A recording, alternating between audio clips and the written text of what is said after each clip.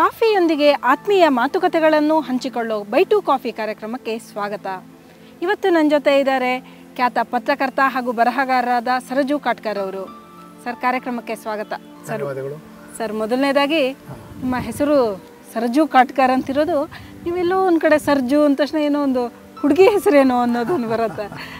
ಅಲ್ಲೆಲ್ಲ ಹುಡುಗಿ ಹೆಸರು ಅಲ್ಲದು, ಸರ್ಜು ಅನ್ನೋದು ಹುಡುಗನ ಹೆಸರೇ. ಅದು ಸರ್ಜು ಅಂದ ಕೂಡಲೇ ಕೆಲವೊಂದು ಜನ ಅದು ಹೆಣ್ಣಂತ ತಿಳ್ಕೊಂಡಿದ್ದು, ಅದು ತಾವು ಹೇಳ್ತಾ ಇದ್ದೀರಿ. ನನಗೊಂದು ಘಟನೆ ನೆನಪಾಗ್ತಾಯಿದೆ. ನಾನಾಗ ವಿಶ್ವವಿದ್ಯಾಲಯದಲ್ಲಿದ್ದೆ, ಧಾರವಾಡ ವಿಶ್ವವಿದ್ಯಾಲಯದಲ್ಲಿ MA ಕಲಿತಾ ಇದ್ದೆ. ಆಗ ಚನ್ನಣ್ಣ ವಾಲಿಕಾರ್, ಈಗೇನು ಭಾಳ ಪ್ರಖ್ಯಾತ ದಲಿತ ಲೇಖಕರಂತೇಳಿ ಗುರುತಿಸಲ್ಪಡ್ತಾರೆ, ಬಂಡಾಯ ಸಾಹಿತಿಗಳನ್ನು ಗುರುತಿಸಲ್ಪಡ್ತಾರೆ.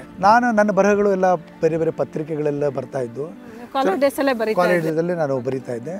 ಚನ್ನಣ್ಣ ವಾಲಿಕಾರ್ ಅವರು ನನಗೆ ಕೆಲವೊಂದು ಪ್ರೇಮ ಪತ್ರಗಳನ್ನು ಬರೆದ್ರು, ಹುಡುಗಿ ಅಂತ ತಿಳ್ಕೊಂಡು, ಸರೋಜಾ ಅಂದ್ಕೊಂಡು ಹುಡುಗಿ ಅಂತೇಳಿ ಪ್ರೇಮ ಪತ್ರಗಳನ್ನು ಬರೆಯೋದು. ನಾನು ಒಂದು ಅವ್ರ ಕಾಲು ಎಳೆಯೋಣ ಅಂಥೇಳಿ ಅವ್ರಿಗೆ ಅದೇ, ಅಂದರೆ ಒಬ್ಬ ಹುಡುಗಿ ಯಾವ ರೀತಿಯಾಗಿ ಪತ್ರವನ್ನು ಬರೀತಾಳೆ ಅದೇ ರೀತಿ ಪತ್ರಗಳನ್ನು ರಿಪ್ಲೈ ಮಾಡ್ತಾ ಇದ್ದೆ ನಾನು. ಅವ್ರು ಮತ್ತೆ ಪತ್ರಗಳನ್ನು ಬರೆಯೋರು, ಆಹಾ ಓಹೋ ಅಂತೇಳಿ. ಸರ್, ಆ ನಂತರ ನೀವು ಜರ್ನಲಿಸ್ಟ್ ಆದ್ರಿ, ಬೇರೆ ಬೇರೆ ಪತ್ರಿಕೆಗಳಲ್ಲಿ ಮಾಡಿದ್ರಿ.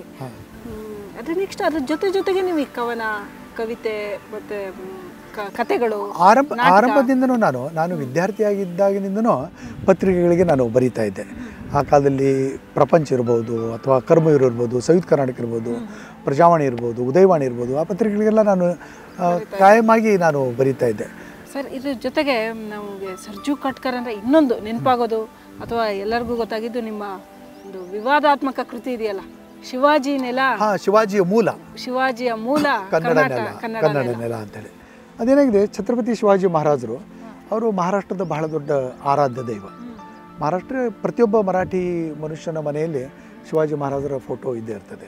ಶಿವಾಜಿಯ ಮೂಲ ಪುರುಷರು ಅಂದರೆ ಅವರ ಪೂರ್ವಜರು ಕರ್ನಾಟಕದವರೇ ಆಗಿದ್ದರು. ಕರ್ನಾಟಕದ ಲಕ್ಷ್ಮೇಶ್ವರದ ಹತ್ತಿರದ ಸೊರಟೂರ್ ಅಂತ ಊರದು. ಸೊರಟೂರ್ ಅಂತ ಊರಿದೆ. ಸೊರಟೂರ್ ಅಂತ ಊರಿನಿಂದ ಅವರ ಮೂಲ ಪುರುಷ ಬಳಿಯಪ್ಪ ಅಂತೇಳಿ, ಅವನ ಹೆಸರು ಬಳಿಯಪ್ಪ ಅಂತೇಳಿ. ಆ ಬಳಿಯಪ್ಪ ಅವನು ಮಹಾರಾಷ್ಟ್ರಕ್ಕೆ ಹೋಗ್ತಾನೆ. ಅಲ್ಲಿಂದ ಮುಂದೆ ಅದು ವಂಶವೃಕ್ಷ ಬೆಳೀಲಿಕ್ಕೆ ಆರಂಭ ಆಗ್ತದೆ ಅನ್ನೋ ಒಂದು ಸತ್ಯವನ್ನು ಅದರಲ್ಲಿ. ಸರ್, ಅದು ಬಿಟ್ಟು ಮತ್ತೆ ನಮ್ಮ ಇದಕ್ಕೆ ಬಂದರೆ ನನಗೆ ತುಂಬ ಇಂಟ್ರೆಸ್ಟಿಂಗ್ ಅನ್ಸೋದು ನೀವು ಬರೆದಿರೋ ಪ್ರಾಕಾರಗಳು, ಕತೆ, ಕವನ, ನಾಟಕ, ಗಜಲ್ ಬಗ್ಗೆ ಬರೆದಿದ್ದೀರಾ. ಗಜಲ್ನೇ ಬರೆದಿದ್ದೀರಾ ನೀವು.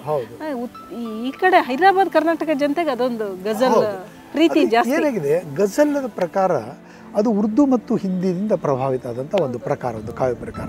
ಆಮೇಲೆ ಗಜಲ್ಗೆ ಒಂದು ಅದರದೇ ಆದಂಥ ಒಂದು ಚೌಕಟ್ಟಿದೆ. ಇಷ್ಟೇ ಸಾಲುಗಳು ಇರಬೇಕು, ಇದೇ ರೀತಿಯಾದ ಒಂದು ಇದರಬೇಕು ಅಂತೇಳಿ. ನಾನು ಮುಕ್ತ ಛಂದಸ್ಸಿಗೆ ಗಜಲ್ ಹೇಳಿ. ಎಲ್ಲಿದ್ದವು ಕನಸುಗಳು, ಮನಸ್ಸಿನಲ್ಲಿ ಮಲಗಿದ್ದವು ಕನಸುಗಳು ಅಂತೇಳಿ. ಕನಸುಗಳು ಮನಸ್ಸಿನಲ್ಲಿ ಮಲಗಿರ್ತದೆ. ಅವು ಎಚ್ಚರ ಮಾಡಲಿಕ್ಕೆ ಬಂದರೆ ಆ ಕನಸುಗಳು ಎದ್ದು ಮತ್ತೆ ಕಾಡಿಸ್ತವೆ ಎನ್ನುವ ಆ ಅರ್ಥದಲ್ಲಿ ಆ ಗಜಲ್ ಇದ್ದದು. ಕನಸು ಮತ್ತು ಮನಸ್ಸು ಅದರ ಒಂದು ತುಲನೆ ಮಾಡ್ತಾ ಆ ಗಜಲನ್ನು ನಾನು ಅಲ್ಲಿ ಕವಿತೆಯನ್ನು ವಾಚಿಸಿದೆ. ಅದನ್ನು ನಾನು ಈಗ 56 ಪುಸ್ತಕಗಳನ್ನು ನಾನು ಪಬ್ಲಿಷ್ ಮಾಡಿದ್ದೇನೆ. 56 ಪುಸ್ತಕಗಳನ್ನು ಪಬ್ಲಿಷ್ ಮಾಡಿದ್ದೇನೆ. 56 ಪುಸ್ತಕಗಳನ್ನು ನೀವು ಬೆಳಗಿನ ಹೊತ್ತು 4:15ಕ್ಕೆ ಅರ್ಪಣೆ ಮಾಡಬೇಕು. ಹೌದೌದು, ಆ ಒಂದು ಸಮಯಕ್ಕೆ. ನಿಜಾನೇ, ಅದು ನಿಜ. ಧನ್ಯವಾದಗಳು. ಇದು ಈ ಹೊತ್ತಿನ ವಿಶೇಷ. ನಾಳೆ ಮತ್ತೊಬ್ಬ ವಿಶೇಷ ಅತಿಥಿಯೊಂದಿಗೆ ಮತ್ತೆ ನಿಮ್ಮ ಮುಂದೆ ಹಾಜರಾಗ್ತೀನಿ. ನಮಸ್ಕಾರ.